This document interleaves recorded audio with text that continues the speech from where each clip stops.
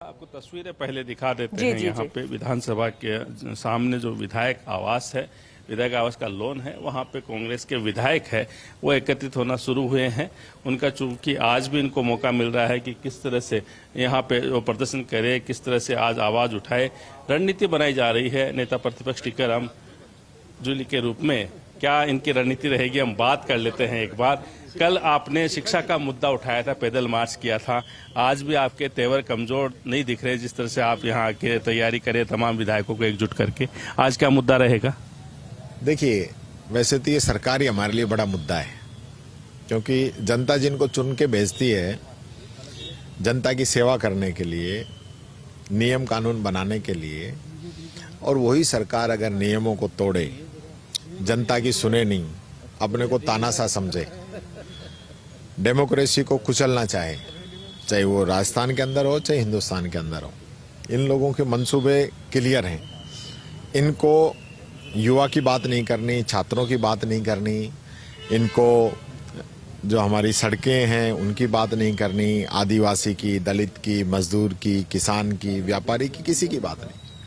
इनको बात करनी है हिंदू, मुस्लिम, वंदे मातरम। और ये आप देख रहे होंगे कल किस प्रकार से वंदे मातरम को इशू बना रहे हैं, जो वंदे मातरम इन्होंने कभी गाया ही नहीं। मैंने तो खुद विधानसभा में पूछा था इनसे कि भाई जिसको भी आता है वो गा के बता दो, एक आदमी नहीं गा पाया। तो क्यों प्रदेश की जनता को गुमराह कर रहे हो? वंदे मातरम कांग्रेस 1938 से गाती आई, आज भी गा रही है। कोई इनके सर्टिफिकेट की हमें जरूरत नहीं है।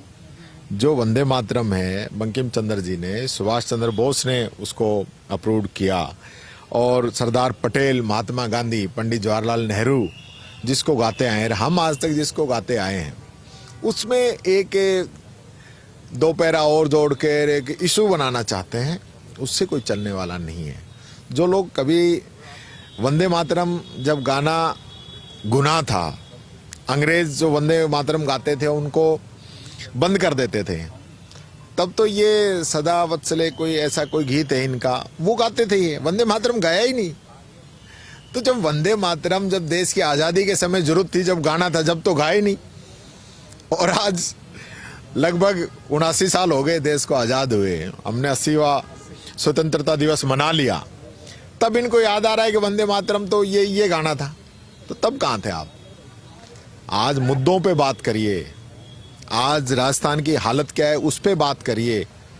नगर निकाय के चुनाव आपने 1.5-2 साल से नहीं कराए, आज कोर्ट की फटकार के बाद आपको कराने पड़ रहे हैं। आपने बाबा साहब अम्बेडकर के संविधान को भी नहीं माना, जिसमें कहा कि 5 साल में चुनाव होंगे, 6 महीने में उपचुनाव होंगे।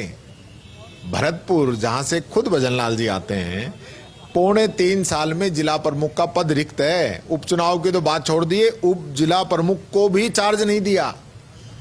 तो जो लोग संविधान को नहीं मानते, जिनके कोई नैतिकता नहीं बची है, स्कूलों की कोई दशा बताने जाए तो वहाँ आप मीडिया को, आम पब्लिक को, लोगों को बैन कर दो, और इस धौंस के साथ कि राजकार्य में बाधा और पोस्को का मुकदमा दर्ज करा देंगे।